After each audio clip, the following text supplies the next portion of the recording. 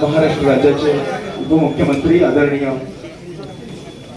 एकनाथ शिंदे साहेब, कोल्हापूर जिल्ह्याचे पालकमंत्री व आरोग्य मंत्री आदरणीय प्रकाश आंबेडकर साहेब, मंत्री पंकजाताई मुंडे मॅडम, तसेच आमदार चंद्रदीप नरके साहेब,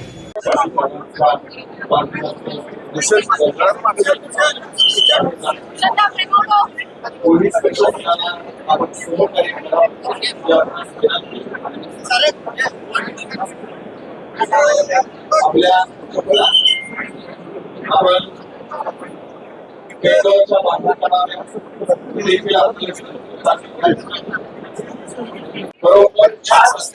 डी.वाय. पाटील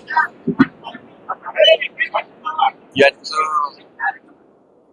दुःखद निधन हे अतिशय मनाला वेदना देणार आणि सगळ्यांच्याच मनाला चटका लावून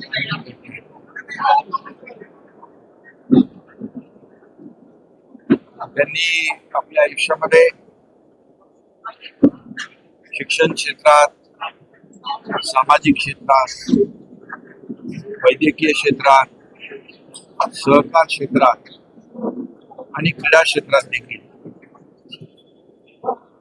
बरेच जे काम केले ते महाराष्ट्र किंवा देश कदापि विसरू शकणार आणि सर्वसामान्यांच्या दुःखामध्ये समरस होणार व्यक्तिमत्व पद्मश्री डी.वाय. पाटील यांच्या रूपाने सातत्याने कार्यरत राहिले. ते पद्मश्री होते, ते बिहार, पश्चिम बंगाल, त्रिपुरा या राज्यांचे राज्यपाल देखील म्हणून त्यांनी काम केलं, विविध पदांवर काम केलं. परंतु त्यांचा सर्वसामान्य माणूस हा केंद्रबिंदू होता. एक शेतकरी कुटुंबातून जन्म घेतलेला, एक शून्यातून विश्व निर्माण करणारा अतिशय दुर्मिळ असं व्यक्तिमत्व आज आपल्यामध्ये नाही. Doctor DY. Patil medical college life बाजार या दुःख आणि वेदना देणारी ही घटना आहे. त्यांच्या अनेक आठवणी आहेत. ते मुख्यमंत्री असतानाच्या, अगोदरच्या, आताच्याही आणि त्या कदापि आपण विसरू शकत नाही. बाळासाहेबांचे त्यांच्या अतिशय जिव्हाळ्याचे संबंध होते.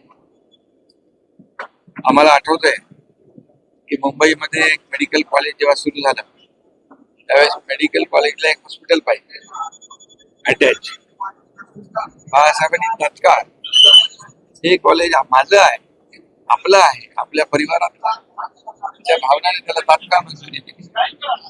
अशा अनेक घटना आहेत. सर्वांशी त्यांचे चांगले संबंध सलोख्याचे होते. अजात शत्रू म्हणून त्यांनी या महाराष्ट्रात, देशात काम केलं. मला देखील त्यांच्या डी.वाय. पाटील कॉलेजमधून डॉक्टरेट देण्याचं काम त्यांनी केलं हे मी कदापि विसरू शकत नाही.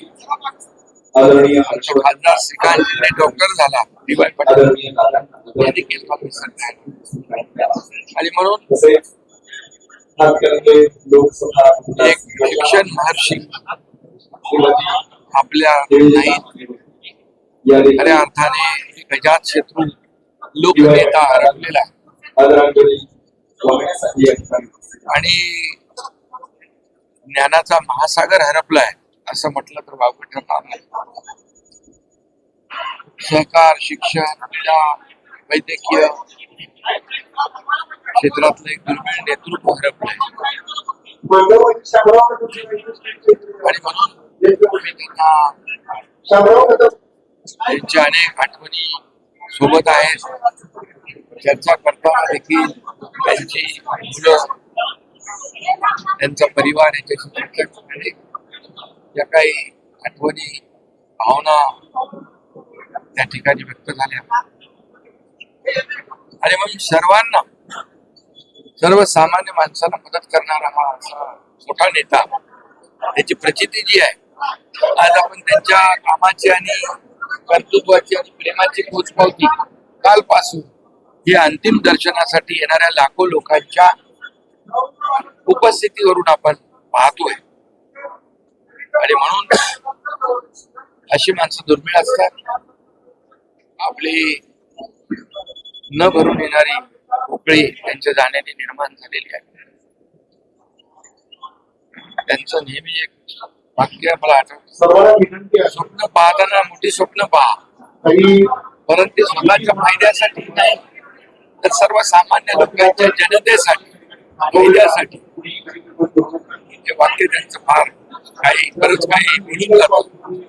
आणि म्हणून अशी माणसं फार कमी जन्माला येतात. आणि अशा डी.वाय. पाटील यांच्या माझ्या कुटुंबाच्या वतीने आणि शिवसेना परिवाराच्या वतीने त्यांना भावपूर्ण श्रद्धांजली आहे.